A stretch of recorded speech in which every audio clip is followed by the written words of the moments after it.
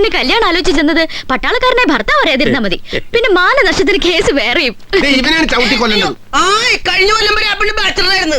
ഒരു കൊല്ലം കൊണ്ട് കല്യാണം കഴിച്ച് പ്രസവിക്കാൻ പറ്റുന്ന എനിക്കറിയാൻ പാടണ്ട. പെറ്റ പെണ്ണ് പോയി, ഇനിയിപ്പോ പറഞ്ഞിട്ട് കാര്യമില്ല. പിന്നെ മുളന്തിരത്തിലൊരു പെണ്ണുണ്ട്, ഇന്നലെ വരെ കല്യാണം കഴിഞ്ഞിട്ടില്ല. അത് ഞാൻ ഉറപ്പുവരാ.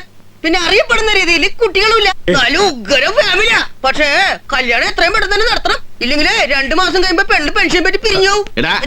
എന്റെ കൈ കൊണ്ട് തന്നെ ചത്തോളാം. നീ വല്ല നേരത്തെ ഇതാണ് ഞാൻ പെണ്ണ് കളിക്കാൻ കൊണ്ടുപോകത്ത്. എന്നെ ഈ പ്രായത്തിൽ പൊട്ടം കളിപ്പിക്കണമെന്ന് അമ്മക്കും അച്ഛനും വല്ല നിർബന്ധമുണ്ടാ? ഞാൻ ഇതുവരെ ഒരു ചീത്തപ്പേരും കേൾപ്പിച്ചിട്ടില്ലല്ലോ. എനിക്കൊരു പെണ്ണും വേണ്ട, പിടക്കൊഴിയും വേണ്ട. ഏയ് തന്നെ അങ്ങനെ വിടാൻ ഉദ്ദേശിച്ചിട്ടില്ല. താ ഇവിടെ ഒന്നിരിക്കാം, പറയട്ടെ. ഇരിക്കണോ?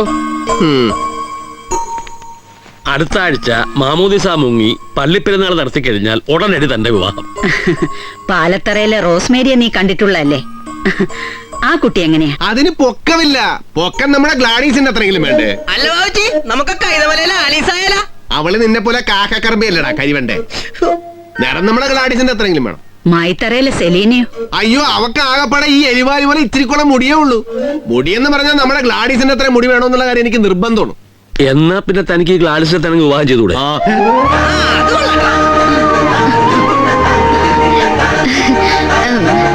എനിക്ക് ഓഫീസ് വരെ പോകേണ്ട ഒരു കാര്യമുണ്ട്, ഞാൻ ഇറങ്ങട്ടെ. കുട്ടി ധൈര്യമായിട്ട് പൊക്കോളൂ, ബാക്കി കാര്യങ്ങൾ ഞങ്ങൾ പോയിക്കോളാം. അല്ല, എന്താ സീനിയർ വക്കീലൊന്നും മിണ്ടാത്തത്? തനിക്ക് ആ കുട്ടി ഇഷ്ടമല്ലാന്നുണ്ടോ? ഗ്ലാഡീസ് നമ്മുടെ മോളായി വരുന്നത് എനിക്ക് ഏറ്റവും സന്തോഷമുള്ള കാര്യം തന്നെയാ. പക്ഷേ അവള് പുലിക്കാട്ടിലെ വക്കച്ചന്റെ മകളാ. അവരിനി ചിലപ്പോ...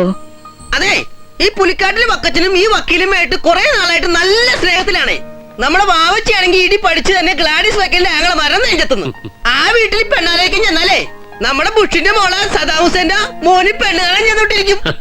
പരസ്പരം സംസാരിച്ചാൽ തീരാത്ത പരിഭവവും പിളക്കൊന്നും ഉണ്ടാവില്ലല്ലോ. നമുക്ക് സംസാരിക്കാം. ഇതിന്റെ ഇടയിൽ ഒരു കോഫി എല്ലാം ആയിട്ട് വേണമെങ്കിൽ എനിക്ക് നിൽക്കാമായിരുന്നു. പക്ഷെ ഞാനൊരു ഹോമിയോ മരുന്ന് കഴിക്കണ്ടേ, കോഫി കൈകൊണ്ടോണം പറഞ്ഞല്ലോ.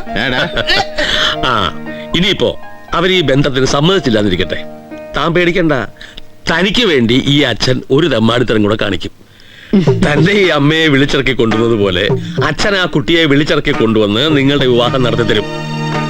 ഏതായാലും ആദ്യം മര്യാദയുടെ വഴി. നാട്ടുനടപ്പനുസരിച്ച് കാര്യങ്ങൾ ആലോചിക്കാൻ നമ്മൾ നേരെ ആ പെൺകുട്ടിയുടെ വീട്ടിലേക്ക് ചെല്ലുന്നു.